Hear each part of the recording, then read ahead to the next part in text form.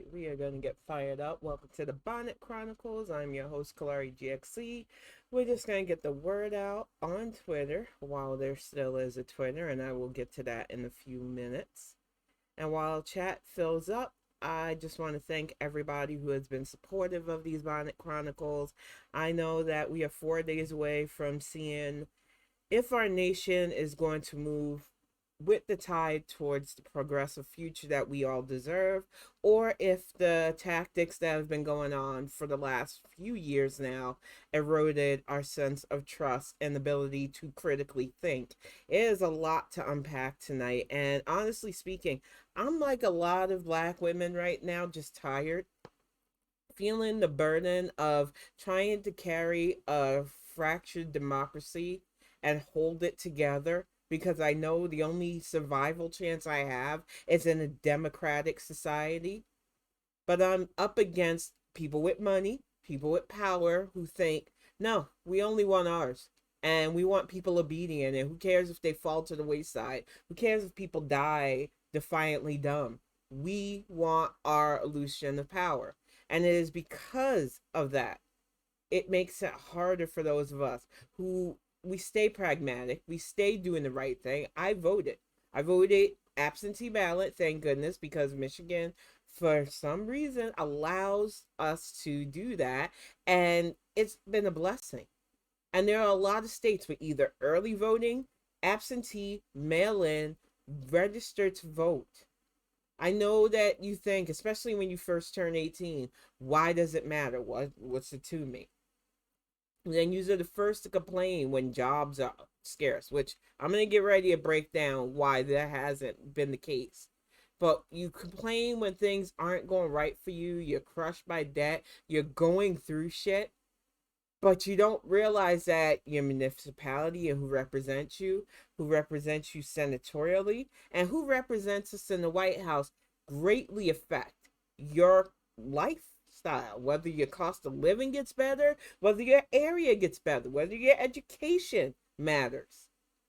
And the fact that I have to say this to people in 2022, the fact that you aren't personally politically invested, that you still need motivation, that you don't see the clear cut lines between Democrats and the fascist GOP at this point. I don't know what else I could say to people. It is 4 days out from what I feel, and I'm saying this as somebody who survived the 2016 debacle. This is one of the most crucial elections, because if we can get a full Senate majority, not this temporary where we need the vice president to weigh in, but a full 50 plus senators that will work with us, that want to do the job for their constituents and beyond, we could get so much more done. Now, we've got a lot done, and I'm so glad for the few in the press that still care enough to report on things, despite most of our major news outlets not giving a right fuck about anything but their profit margins. But Sawyer Hackett put out this tweet. The stock market is soaring, which it has. I keep track of all of that for my own personal finance. Gas prices are down 25% in the last 20 weeks. Inflation is lower than most industrialized economies. And you got to realize we are literally dealing with Russia's war on Ukraine, which has globally impacted both oil, food, and other reserves. But we still have managed to maintain a lower inflation. Job market is booming. Unemployment is at historic lows. I can personally tell you that we went from unsure stability to my partner has a job. I am making good money with selling the book. Things have been stable. This media signal about the economy is irresponsible. And what he means by that is the constant rollout of, Biden's going to have to deal with the inflation. They wanted something bad to happen to this administration from almost the get. They kept predicting, he's going to have some bad times, because honestly speaking, Trump rode a wave of actual stability brought on by Barack Obama's administration. First 2 years of his presidency, he had record high stability because the last administration had set so many standards. And then he eroded them. So, of course, people thought, well, Biden's going to just inherit all the bad that Trump brought in. He's not going to know how to navigate that. And you thought wrong. Because unlike Trump, who had absolutely no business being president in the first fucking place because he had no political experience, his business experience is abysmal. Joe Biden has been and is a career politician. I know for some of you think, oh, I don't like that. Are you going to do the job? Because being able to navigate both partisan attitudes, being able to understand your constituents, coming from a place where you didn't have and then you do have, understanding the dynamics of navigating our society is so important, but also being able to work with world leaders here and beyond, knowing when to say no, knowing when to say yes, knowing how much interference we should personally have when we still have a lot going on home. I need you to understand that politics need to be for those who have the stuff to be politicians. And Joe Biden proved himself not only as a senator, not only as VP, but he has proven himself as an effective POTUS. He has gone after the people that thought they were untouchable because of their financial and business ties. He has made it clear that he wants to be president to all of us. And I know some of you Dems feel salty about that because you just wanted Trump light. But this is not what we are doing here. And welcome to the chat, beans. We have a chance, y'all. And that is the main reason why I'm doing this tonight, despite really wanting to just not continue to be a broken record. It gets tiring trying to remind people of what's at stake. The fact that you thought, well, there used to be a hyperbolic 4 years ago about us saying they're going after Roe, and then they repealed Dobbs. The fact that we have put out there that they not only want to take women's rights away, they want to take away trans rights, they want to take away the LGBT rights altogether. They want to go after Brown versus the Board of Education. So if you're black and going to school, oh, they don't want that because us being educated is a bridge too far. Affirmative action's under attack. And the people who benefit most from that are the ones that are championing attacking it because they're too stupid to realize that they will be the most hurt. White women, I really, truly need you to open your eyes to how you are signing yourselves up for doom. And get it together. And welcome to the chat, G. Feldman. This isn't to knock white women who are doing the right things, but I feel like I'm at the point I've dealt with enough for you to where I know I don't have to say this and constantly preface this to the people who are doing the right thing. These are to all of you who are still defensive. These are to all of you who are still not all of you who aren't sure about where you've got to be. That you question the fact that you even have to turn out. Why you got to do a ballot. To those of you who need to make announcements about who you're voting for because you're still voting for Republicans, and I get it as a pragmatist.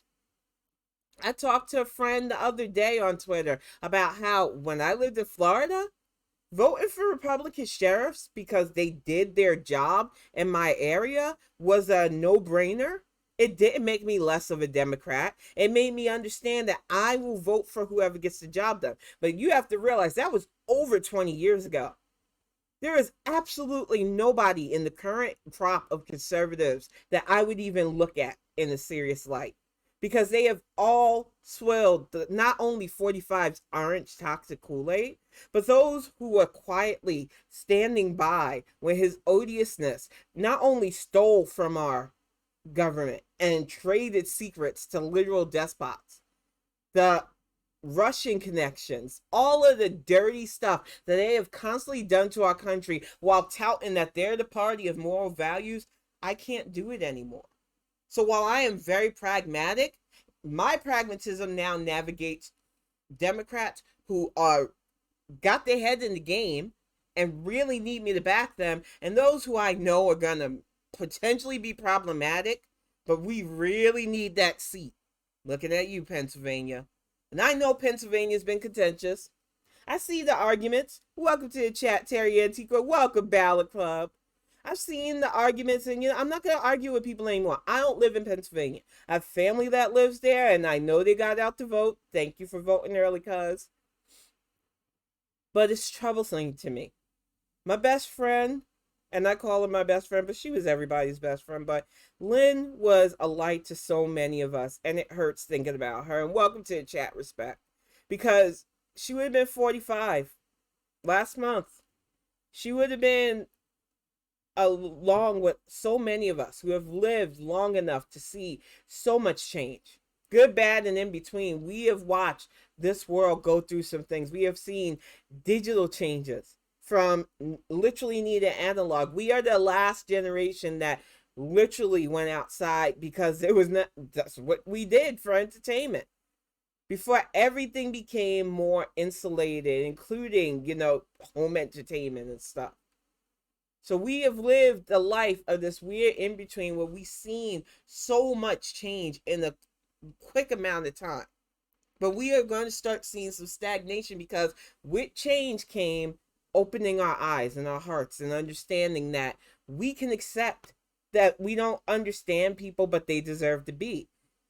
Some of the biggest movements happened in my lifetime, including women's rights, civil rights, LGBT equality, including the Marriage Equality Act, which most of us who are over 40 remember how vehement our parents and grandparents were about homosexuality. How literal medical manuals trying to classify it as mental illness, which is somebody with mental health issues. I'm not okay with that. Still not okay. But we realize times are changing. And while there are so many of us who have gathered together, understand that we are going to flow with that progress, that people expressing themselves, expressing their gender fluidity, expressing their sexual fluidity, doesn't stop us, but actually makes us better, stronger, more emotionally solid people. We have the stagnant people.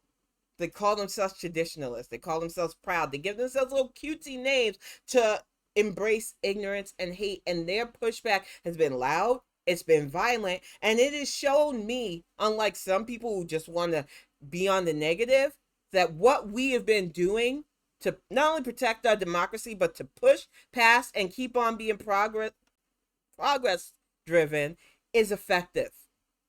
It's why we are seeing something like Twitter, which has been a beacon for so many of us. I've been on Twitter for over 12 years now. It's crazy to me sometimes when I think about it, because I didn't even want this fucking account when I first got it.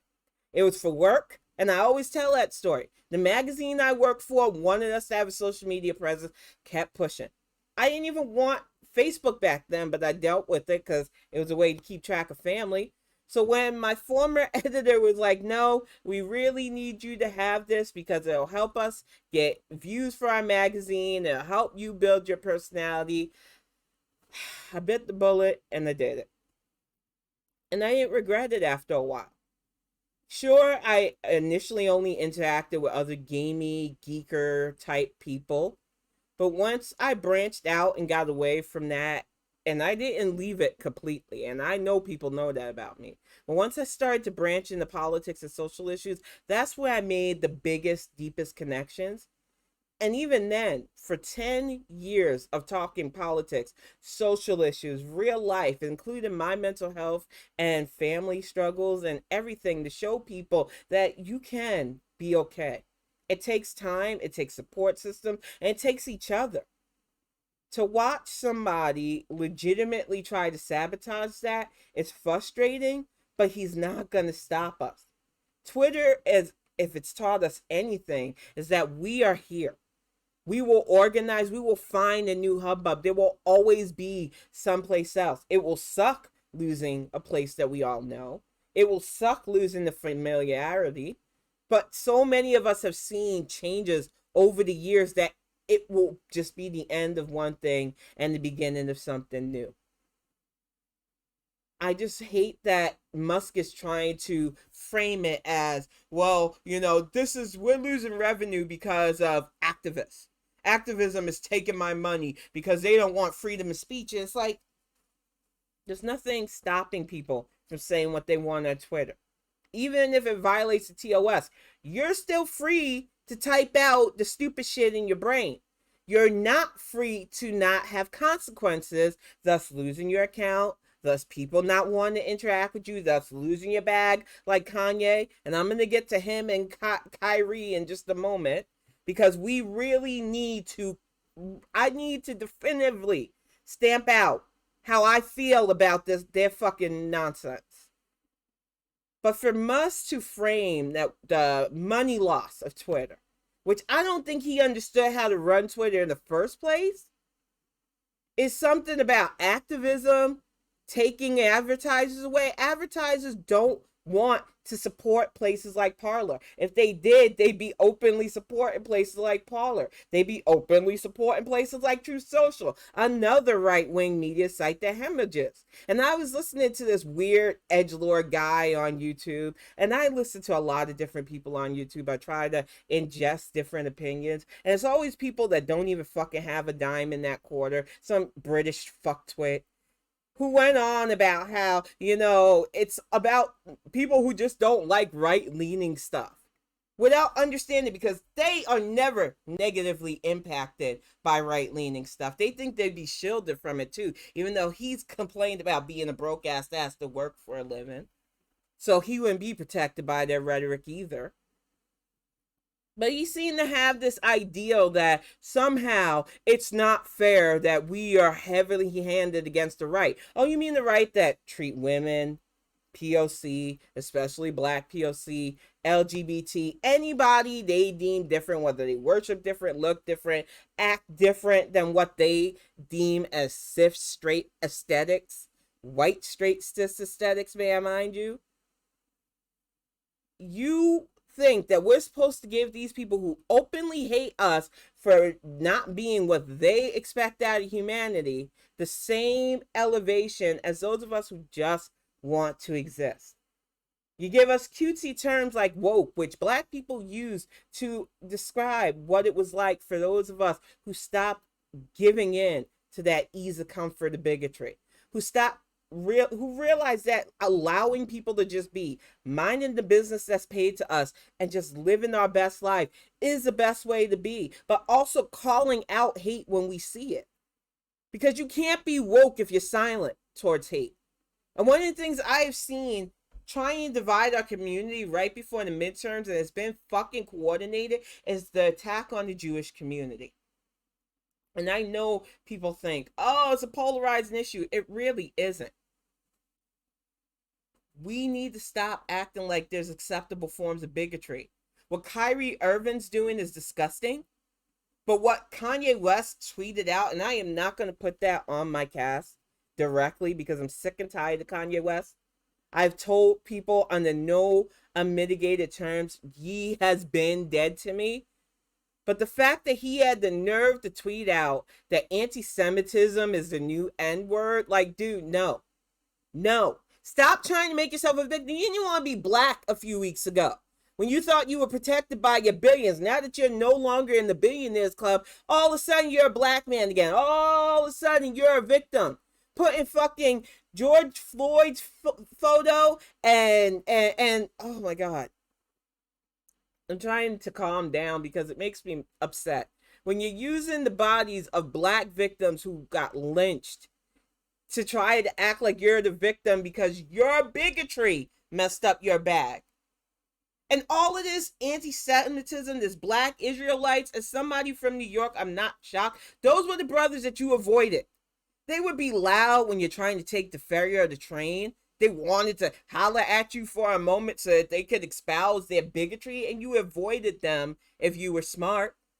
Every once in a while, they got that one pick-me girl that was like, oh, he might be cute. Let me listen to his rhetoric. But most of us, we knew, don't fuck with those guys. Not only were they violent, misogynistic, but if they hate one group, they hate all. If you got room for hate in your heart from anybody, you're going to be hateful to everybody. I don't have any doubt about that anymore. And these Black Israelites were always problematic because they're very culturally, I don't want to say weird, but they just skip fractions and fracture pieces of what their culture is. They piecemealed it together, but their whole binding glue is bigotry. And for some reason, they have acted like their way of being should be for Black people, and we don't need that. And just like I side-eye hardline black evangelical Christians, I side-eye anybody who does shit like this. I don't care what your faith is. The moment you use your faith to target people, to spout hate, I can't fuck with you. And this whole idea that, oh, I can't be anti Semitic because they're black Jewish people, just because they're black Jewish people don't mean you can't hate who they are. And Kanye has shown several times that he has very anti Jewish sentiments, and it's not okay. Kyrie Irving, I'm going to be 100%. I haven't followed basketball in almost 30 years. I came from a very sports oriented family. So we used to be heavy into football, basketball, and stuff. But I think the last team I freaking remember was back when Michael Jordan and Shaq and all of them played. I don't follow the NBA the way I used to. If I watch any sports now, still is soccer. But I didn't know Kyrie Irving very well. I don't follow basketball that well anymore. It's just not my thing. So it doesn't shock me, all of these guys with rock star attitudes, because for the longest time, whenever I heard anything about sports stars, they're either abusing people or being abused or dying, and it's just been a mess. But to have somebody with power and influence, which a lot of them have, come out and say horribly anti-Semitic things, and then have awful people backing them, I don't understand why you would use your influence like this. But the black community needs to reject him wholeheartedly, because this person isn't for us. They're not doing anything for our community. Yet you'll turn your nose up at King James, who is opening schools, doing stuff for black children and beyond. But you think, oh, he's not flashy enough for me. He's not treating me like shit. How do I know that he's a celebrity if he doesn't treat me like I'm beneath him? I don't understand our community, but we really need to get away from that. And these two knuckleheads have shown that black men with too much power and influence, but not enough blackness, not enough love for our community, because a lot of them act like they do until they get theirs, and then they show us the true sides. We need to stop amplifying them. Kanye has signed his own death contract as far as I'm concerned. He has eroded any trust he has within several communities, and he's paying for it the only way that is really going to wake his ass up. And even then, I don't think he'll ever truly learn, because he thinks he can't do any wrong. He will hemorrhage money, but he will bounce back. It will just not be in the same way as before, because that's how our fucked up society is. What we have got to do is move on beyond him. No matter how shitty his antics are, he doesn't represent my community. He does not represent me. I don't have acceptable forms of bigotry. I don't let my friends talk shit about any group. And I definitely don't want my Jewish friends to ever feel like I accept any of that nonsense. And in the same vein, they know how I feel about any acceptable anti-blackness. It has to be a two-way street. But in this 4-day journey, technically 3 now, before the midterms, we have got to protect our peace and relax, because they want us exhausted. That's why we are being hammered with all of these stories about fucking Kanye West and his anti-Semitism, constant sources of violence, hatred, acting like it has a stable, steady platform in our media, ignoring all these good points, as I pointed out early on in the cast, to continuously try to act like there is going to be this red resurgence. Now, I'll tell you, honestly speaking, there is a part of me that is cautiously optimistic, that's hopeful that enough of you have seen what fascism can do to us, what the GOP's agenda will do to our economy, to our personal freedoms, to realize that you've got to have that personal investment. But I also realize that there is still a large portion of apathetic, a large portion of privilege, A large portion of people who think the government doesn't need to tell them what to do, and it's on purpose. There has been a 50 plus year campaign of not only weird moral majority lies, religious theocracy lies, but this whole illusion of conservatism that it never truly masked the cruelty. It just put it between a veneer of fake smiles, blonde hair, blue eyes, if you're supposedly lucky to be that kind of Aryan, and this fake patriotism that doesn't really care if the country succeeds for everybody. I just want mine is their attitude. They don't care if it's built on an infrastructure that will fall apart and fail. They don't care if everything beneath them gets crushed and killed. And that is the danger of ignoring their message. They have rolled back so many things that we put in place, gun measures that was safely put in place after things like Columbine, because they realize that in a society where people can easily arm up and kill, they can control the narrative of law and order. They took our education system and completely destroyed it with No Child Left Behind. Giving schools, grading systems, defunding them, but giving police people tanks. It's no wonder police people can just barely be educated, get a badge, and think, I'm going to kneel on somebody's neck for 9 minutes. I'll get away with it, because I've seen people go into houses and blow little kids' brains out and get away with it. Our society allowed a campaign of literal terror. So when I warn you that if we don't do more of our part, if Tuesday doesn't go the way we need it to go, religious theocracy will be our country's problem. And when I say our country, I mean all of us. Even those of you who think you'll be protected by it, because you are the first to fall to it. You are the first victims. You have been groomed to accept the disgustingness of it. It's why you don't flinch when your youth pastor gives you "my youth pastor sexy," or blink when it's given to your underage child. The shit that we have accepted under religion has to stop, because that is not what faith was supposed to be about. Faith was supposed to be a guide. It's supposed to help you not only spiritually, but understand why you are here. It is supposed to help your purpose, not just be your purpose. But snake oil salesmen and people who want you in those pulpits to pay their bills, they don't want to tell you that. And then you've got all of these people weighing in on politics all of a sudden because they see that power grab.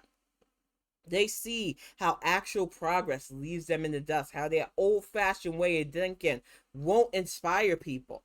You wonder why so many people just don't have any room in their heart for the so-called organized faiths anymore.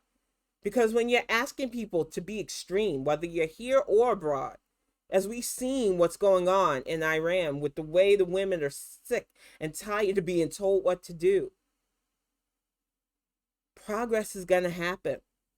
And you can only set up so many boundaries and barriers to stop the tide before it just builds up and overflows over your archaic barriers. And I need people to understand that no matter how dark these ages get, because we are in the dark ages, I'm not going to stop saying that, there will always be a light at the end. This is not new. This isn't the first time in history. This is not the first time we've had natural disasters, plagues, and pestilence. It's not even the first time social revolution has had to happen. We have had several governments, regimes, kingdoms come and go.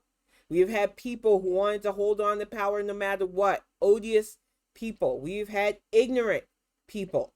That's why the serfs were a thing. All ready to work themselves into a tizzy and stay dumb because they thought that was their place in life. The newer serfs are just the current conservative party. They don't care who they hurt. They think their place of comfort is more important than all of us having better. And I was talking to Axiom about it earlier. It drives me nuts because I thought we'd be further along. Like, I literally have seen this world go through some changes. And I mean, compared to my grandmother, who really seen this world go through some changes, who went from a almost horse and buggy system to cars and everything else. By the time she died, she was able to use a computer.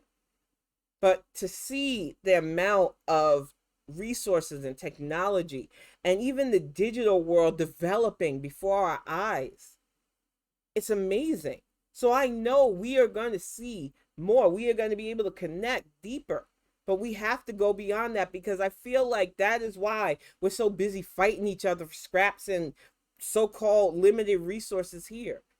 Because we're not teaching and elevating humans to work for our next phase, which is space travel and beyond.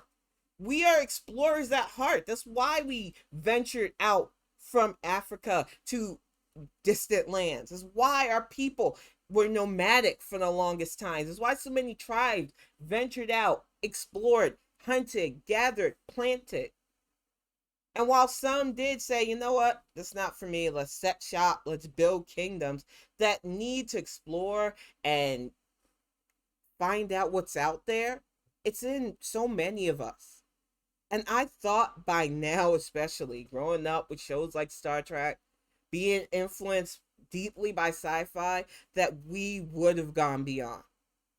We built the International Space Station.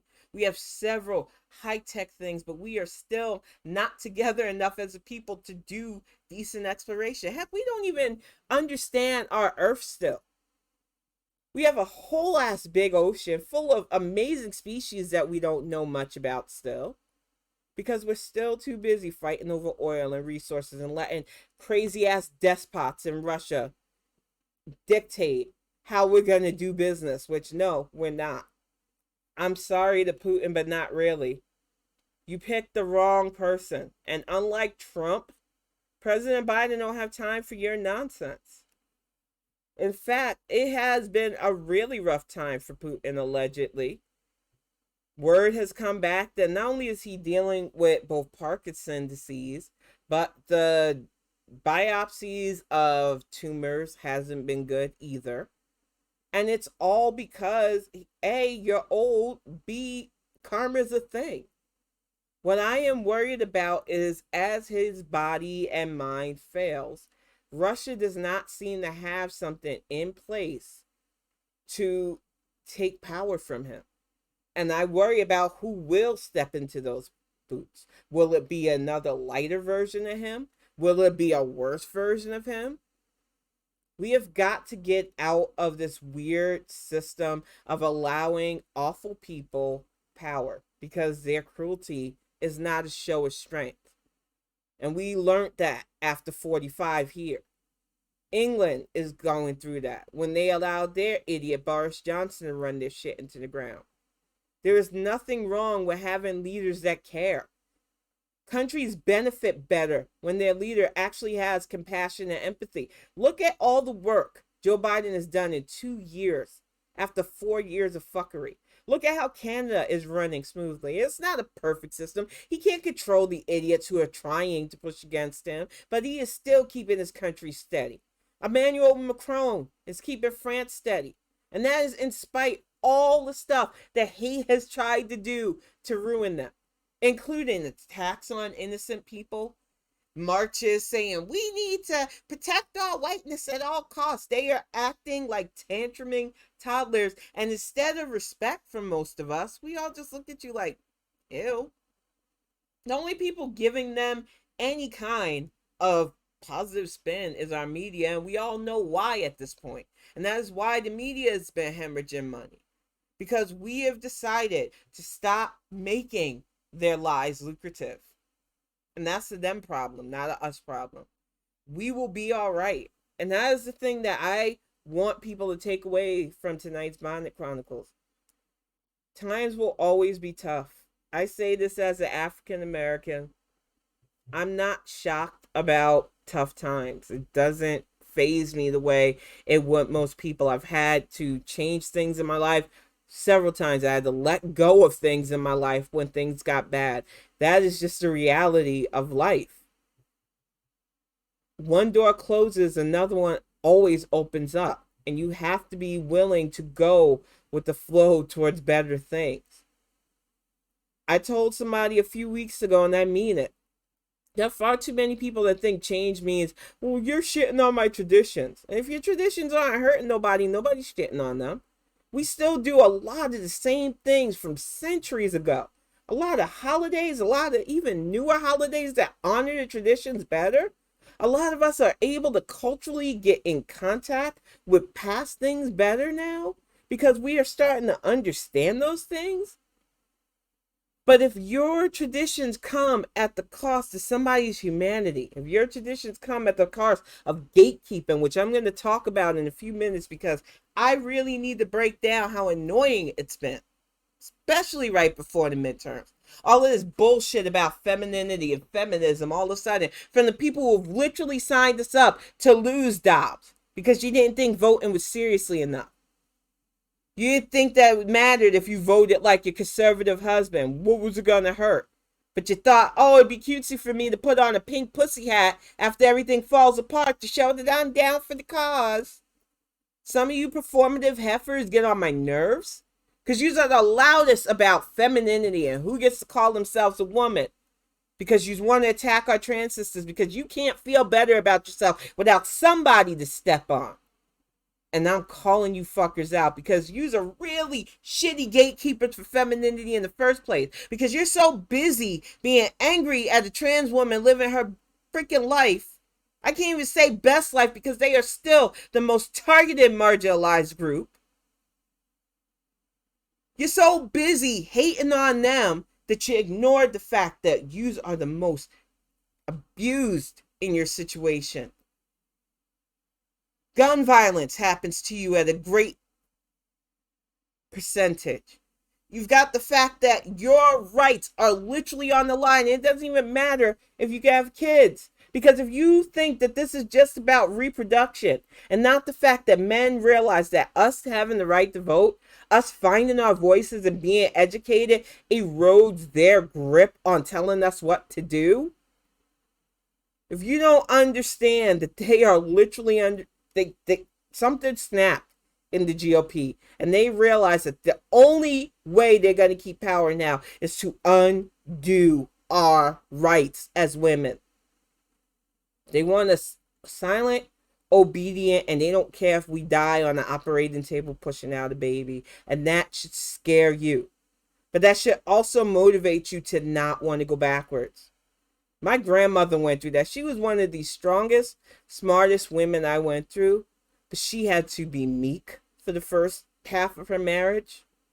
Before Grandpa died, she was the typical suburban housewife that put up with a lot of stuff and nearly drank herself to death because it is a miserable existence. And when I say it was freeing for her, and I loved my grandpa, so this is nothing against him. The few memories I have of him, we were close. But when I say his death sparked her independence, where she was no longer going to be that prim and proper housewife, where she was going to have hers and beyond, it opened my eyes to how you need to carry yourself as a woman. Don't lessen yourself for a man. And when she got with Pop, he loved every aspect of her. She have to be less than. She have to hide her smarts. She was her full self and ran her house accordingly, and he was supportive. And that is what I looked for in my partner. And I didn't always do well. I failed in those aspects too because, like my mom, I have a bum magnet. And I'm an opportunist. And I realized that bad aspect of myself because I use my opportunist mentality to jump from a bad situation to a worse situation that at the time I was too young and dumb to realize was a bad situation. The reality is you learn if you survive that stuff. You get better if you want. And you can't let the stupid shit you did in your past hold you back. What I'm seeing is a lot of people who not only feel guilt for some of the stupid shit they did in their past, they don't know how to let go. They've been fully indoctrinated to believe their place is less than. They'll be happy if their place is less than, even though they know that's not true. You know that you like to have a voice. You know you want to study and do more. So why would you consign yourself, relegate all women to this weird less than role where we're beaten, abused, and our bodies just used up and cast away for somebody younger. I don't understand that cycle that you think we deserve to be on because some weird Bible tale said that we somehow deserve it. But there's a lot of us that don't ascribe to that, and we got to be the ones to lead the narrative. Because I thought we'd be further as a species. And currently, right now, we're going to hit some stagnation if we don't fight harder.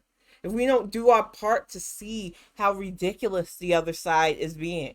And if we don't, we do, but we really need to keep on holding our side accountable too. Because we get our knuckleheads every once in a while. The ones who think they can sexually harass people. The ones who think they can say bigoted or anti-Semitic things and not pay a consequence. Or whine when they do because we called them out. We have to keep their feet to the fire because that is the only way we protect ourselves. I know it's hard. Some of us have lost friends. Some of us have lost family because we have learned as we get older, as life shows us how short it is, that we don't have acceptable forms of bigotry. Welcome to the chat, aggravated proctologist. I know it's not easy to tell somebody that you used to kick it with, hey, you know, your thoughts are a bit extreme. I liked you, but I can't. You don't see my humanity. And it's even harder having friends in gaming who I used to love and kick it with. So much so that I put them in my story, but I worry because they still swill that Kool-Aid. And I realize this, especially living in the South, how structured and ingrained it is. You don't want to be shunned. You don't want to be ostracized. You don't want to lose that place in society. Even though your life could be potentially better under a full democratic society, you've been constantly told the other side's bad. They'll bring crime and guns, even though you already got crime and guns going on. What they want is accountability. They want you educated. They want your society to think beyond yourself. They want you to accept that not everybody that looks or acts or thinks like you is a viable human being. Yet the other side will tell you, nah, that's too much thinking. Just hate them. Hate them and join our club. We'll make you feel temporarily good. We won't really elevate you in life. We'll let you feel that decay, but we'll give you bars and other things to escape. Don't do too hard drugs, though, because we'll arrest you and ruin your life that way. We'll let your neighborhoods erode, and we'll call you the Rust Belt and give you cutesy, heart of the American names. But we won't do anything for you. That is all the conservative promise has been for years. Yet I still have people that I like and respect that full on, they can't break that spell. They refuse. They think, nope, this is all I know. It's better than the other side. The other side's too liberal, scary for me. If I do it, I might end up with the gay stuff. And it's like, if you feel like accepting somebody's sexuality will change you, you aren't as confident in your sexuality as you think you are. And that's okay, because that is a sign that you understand yourself. And I think that's a big fear with anybody who is still openly embracing conservatism. They don't want to understand themselves. They don't want to understand emotional maturity because I don't think they can mentally handle the fact that gender fluidity, sexual fluidity happens. They can't handle the fact that you don't understand anything about yourself because you should be a constant state of learning. Life is a constant process. And depending on what happens to you, depending on your environment, the only way to survive is to adapt. So I don't get people who want a hard line and hold on to their bigotry and hatred because that's just never been my way. But I've seen it happen. I've grown up around it. I've seen it in the church. The people that would openly shun somebody for daring to be gay. But we're doing the dirtiest things Monday through fucking Saturday. But thought I could sit in church and pray it all away. Really? You're sleeping with such and such as husband. Y'all got kids by different men, but you can look down on somebody who's in a loving same-sex relationship because you think that's not by God. But you will tell me in the same breath, God don't make no mistakes. Man, I think faith has its place. I think since we humans still don't understand what life is, having something that gives you a sense of calm when your brain starts to pick apart why we're here, having cultural and religious ties can be a good thing. But when your religion becomes a selective cult, when you become exclusionary and you target people that aren't like you, that is where you stop being faith and you start being fanatics. And that is the line that you have got to stop crossing. And sadly, the conservatives, they have jumped over that line, flipped the rest of us off, and they're not coming back. So those of us who aren't like that, we need to keep it together. I know it's hard.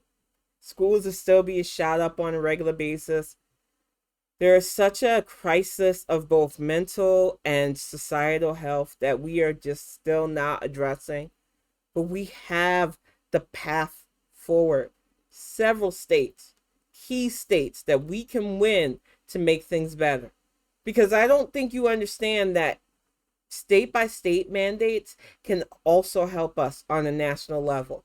The more states that vote yes to stuff like infrastructure bills, the more states that vote yes on a national gun bill, the more states that vote yes on teacher funding, on educational funding in the first place, on things like protecting our rights to choose, protecting our kids' rights to just be, especially our transgender kids.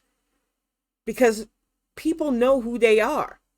And I know that's hard for people who like to stay ignorant to believe, but I knew since I was a little girl that A, I was a little girl, B, who I'm attracted to mostly, but C, that I'm not threatened by anybody who's attracted to me. I think you're weird for that because I'm a grumpy old woman, and I feel like I've been a grumpy old woman all my life.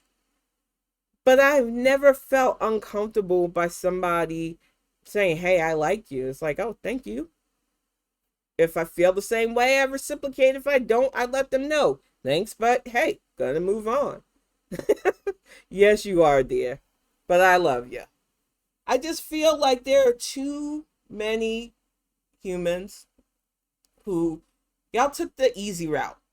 And I know some of you don't like hearing that. You think, oh, my life isn't easy. I've been broke.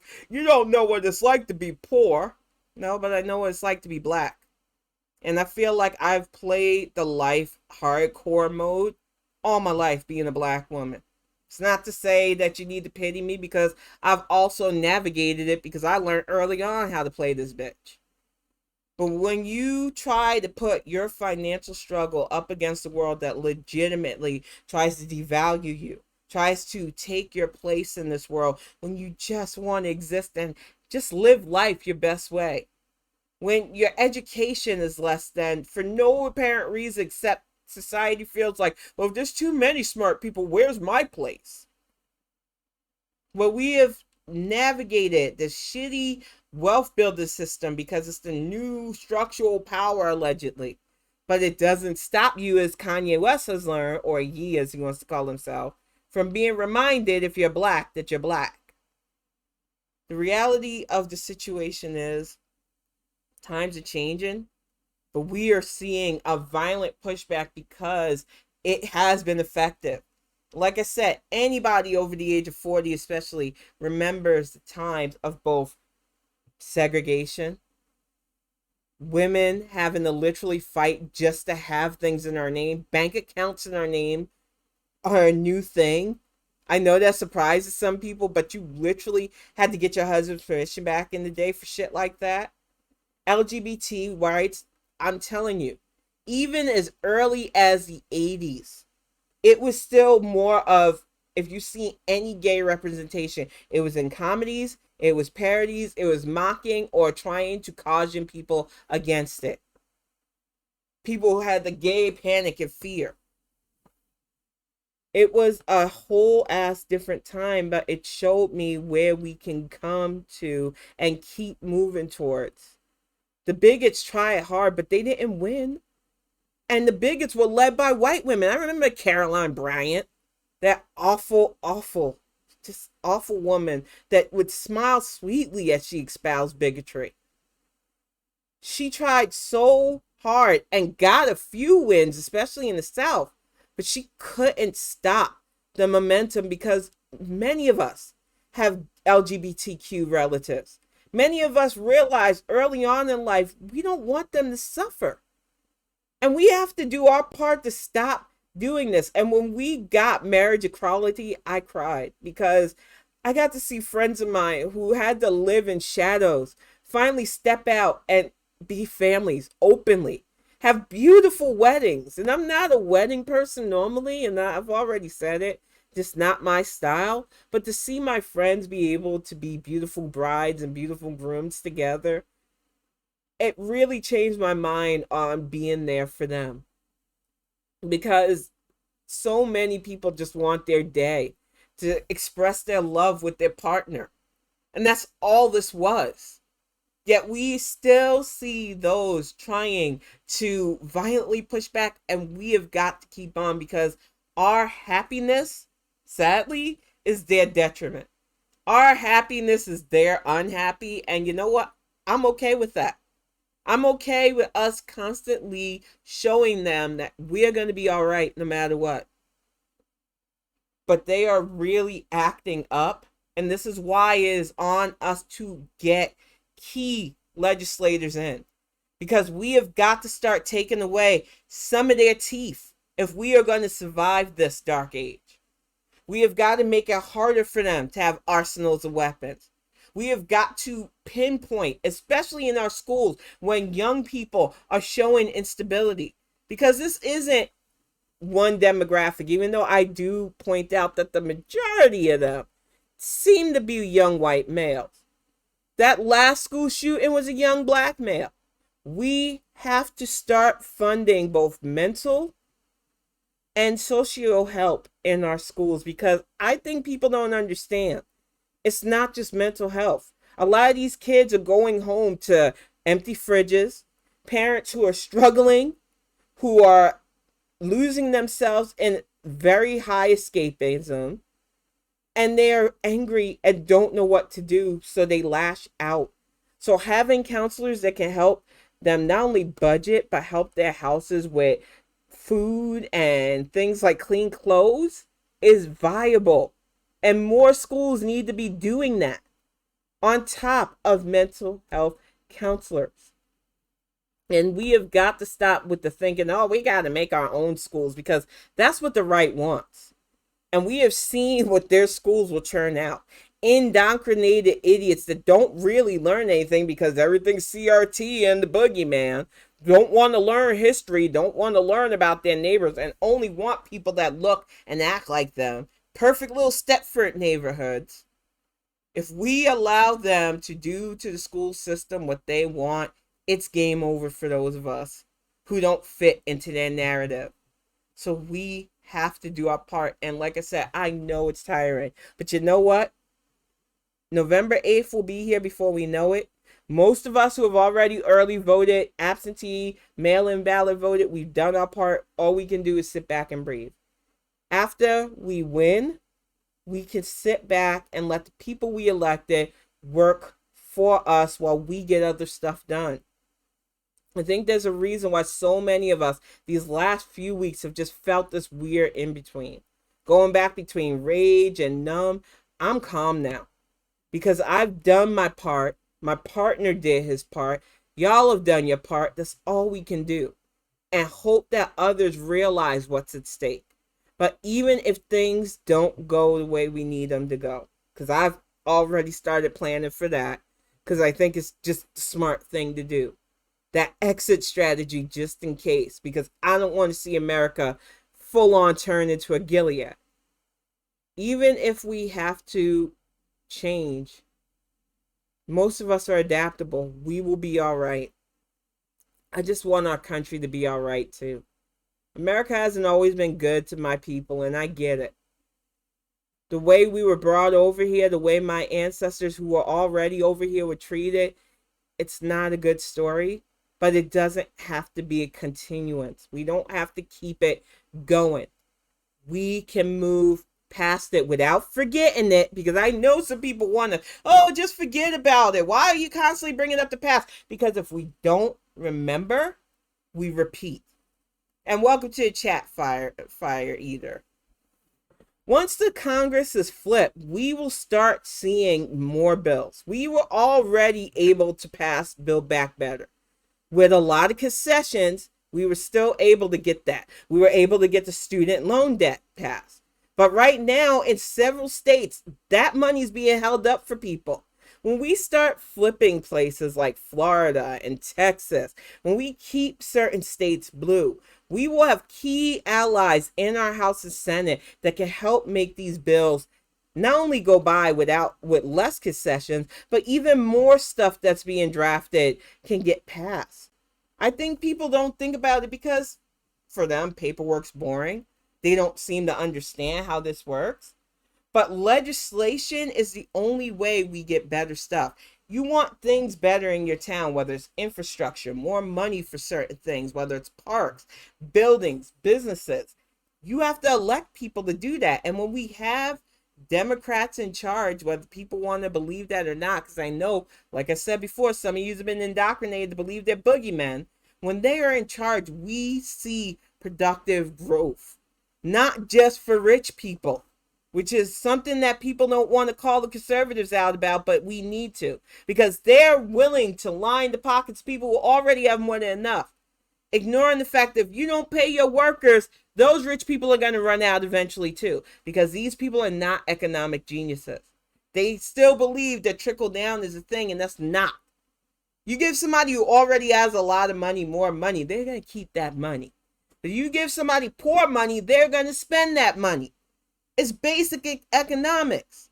Yet the Conservative Party still wants to make people believe that, oh, we can't work like that. We can't function like that. We got to keep wealthy people wealthy. And it's like, nah. I want legislators who understand that all walks of life need that elevation up. And sadly, whether you want to agree with me or not, the right is not those people. They are the people that deny kids free lunch because that'll teach them. That'll build character.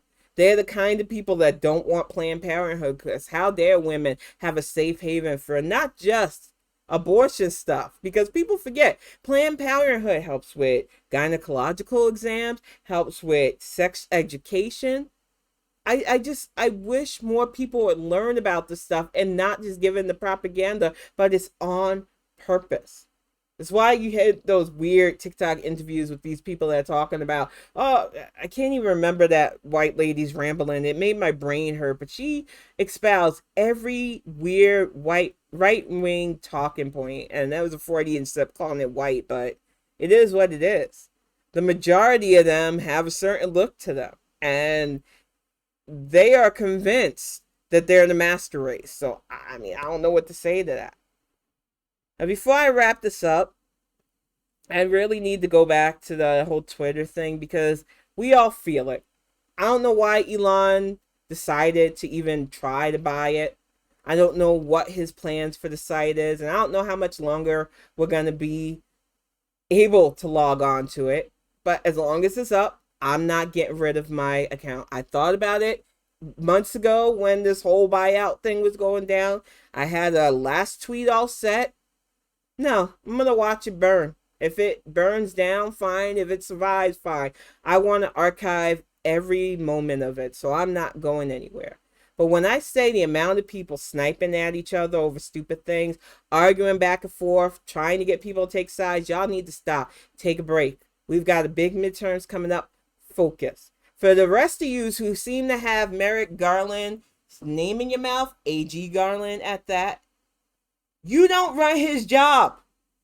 And I'm not going to stop calling you fuckers out, because I've seen way too many people who probably won't follow me after this. And if you go, bye, bitch. upset because you think he's not doing his job fast or loud or quick enough for you. You're still waiting for him to just announce he's going to perp walk Trump. And that is not how justice works. And unlike the other two clowns that y'all were all, oh, Mueller's going to save us. Oh, Comey's going to save us. Oh, all these white savior bullshits who instead did nothing and put out books. You see a man who is methodically doing his job, who has gotten so many arrests and convictions of both the January 6th insurrectionists, who have been getting people left and right to testify against 45. He is doing his job, and he doesn't owe the Twitter yahoos a constant update of what he's doing. It is getting on my nerves how many of you are calling for that man's job when you don't even know what that man's job is. And it's getting on my nerves how many people chime in because it's real easy to doom and gloom something you don't know. And all you've been doing is espousing your ignorance. I'm not acting like I know what A.G. Garland's next move is because I don't believe that it's my right to know until he puts it out there. But for those of you who's acting like this man who has barely been in his position a full year is supposed to just magically solve all the criminal issues in this country, y'all are beyond.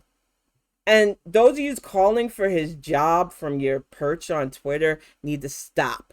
It's insulting at this point because it's clear you don't know what the national AG did. You just want to have the same smoke for Barr, who literally was okay with a fucking insurrection until he realized it was going to fail. You didn't have anything for Sessions, who had to recuse himself from all the corruption. But now all of a sudden, Merrick Garland's in your mouth because he's not doing things fast enough for you. Sir and ma'am, this is not a Law and Order episode. You don't get to order this man around and you don't get to tell him how to do his job. You don't know how to do his job. You probably don't even know how to do your own job. We are one of the things that I will not miss if Twitter goes down are these self-righteous tool bags who think they can tell the AG how to do his job. You just never have that amount of mouth when the conservatives in power. It's only when the Democrats are in power you think they're your help. Y'all need to stop that nonsense. But I'm going to get ready to wrap this up. Go make some dinner for Axie and Wolf and I. Thank you so much for sitting in. We will be back on Tuesday with an election special Bonnet Chronicles. Hopefully, it will be a good day for all of us. But even if it's not, know that I love you guys. Know that I really do believe that we are going to see good things. I think beyond the worry that some people will be apathetic, I feel like enough of us have been motivated. That's why the early voting has been scaring people. Enough of us see the issues and want to tackle them, and we are doing our part. So I do believe that Tuesday is going to be a good day. So I want you to rest, relax, and have a great weekend. And I will definitely see you on Tuesday. And honey, I know you're lurking for a reason. So if you want to fire it up, go ahead before I wrap it up. But if not, I am going to get ready to say goodnight and go relax with my honey for a bit. So I'm going to give him a second. But if he's not ready to fire it up, I won't let you. Oh, no. This has been really troublesome. Let me see if I can do it. Might be able to. I can only redeem what? Nope, it's broken. I'm sorry, y'all. Hopefully by Tuesday we can get some of these fixed. But I'm going to wrap it up. Thank you, everybody who sat in tonight. And I will thank you all again on Twitter. I love y'all. You take it easy and see you soon.